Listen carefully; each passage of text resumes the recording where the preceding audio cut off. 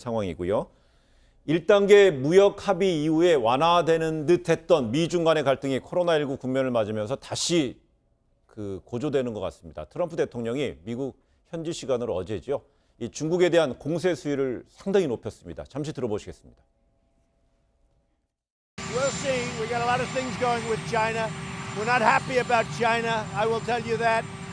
The ink wasn't dry on a great trade deal, and all of a sudden, the plague comes in from China. We're not happy about it.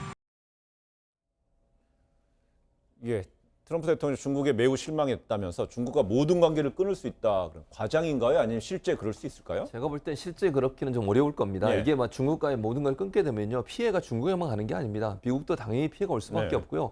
미국의 중국 무역 의존도라든지 아니면 그 수출 의존도가 높기 때문에 그렇게 했을 경우에 상당히 큰 타격을 미국도 입을 수밖에 없어요. 지금 상황에서는. 그런 상황이라고 하면 제가 볼 때 이거는 아마 정치적 수사일 관계가 얘기가 높다 이렇게 보여집니다. 왜냐하면 지금 코로나 관련해서 미국의 트럼프가 대선 앞두고 상당히 어려운 상황에 빠져 있는 상황입니다. 대처를 제대로 못했다고 그래서 반발도 사고 있고 많은 주지사들도 트럼프 대통령을 지금 비판하고 있습니다. 이런 상황에서 트럼프 대통령의 책임을 중국에 떠넘기기 위한 어떤 과정이 아니겠나 이렇게 보여지고요. 네. 모든 아까도 계속 얘기하는 게 끝부분에 가면 이 전염병 때문에 관계가 중단됐다고 얘기도 했고요. 1단계 중국과의 무역 협상이 이루어졌지 뭐 완전히 타결된 건 아니거든요. 근데 그것도 중단된 이유가 중국의 전염병 때문이다 이런 얘기를 끝까지 하고 있습니다. 이 말은 결국 자신에 대한 비판, 특히 이제 코로나19 관련해서 대응을 제대로 못했다고 하는 그런 국내외적인 비판을 좀 모면하기 위해서 중국의 책임을 떠넘기려는 의도가 있지 않나 하는 생각이 들고요.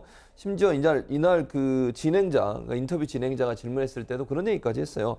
나스닥 상장을 원하는 중국의 뭐 뉴욕 증권거래소나 중국의 기업들의 상장하는 부분도 좀 더 면밀하게 살펴서 네. 좀 주의 깊게 보겠다 이런 얘기를 한 걸 보면 중국이 미국에 투자하거나 아니면 여러 가지로 이제 무역 관계에서 이익을 얻는 부분에서 일정 부분 제재를 가할 가능성이 있다는 생각이 듭니다. 이거는 결국 보수 진영을 끌어안기 위한 네. 하나의 수단이라고 보입니다. 즉 본인의 대선 과정에서 본인을 지지하는 지지층의 지지를 끌어내기 위한 부분이라고 볼 수 있을 것 같고요.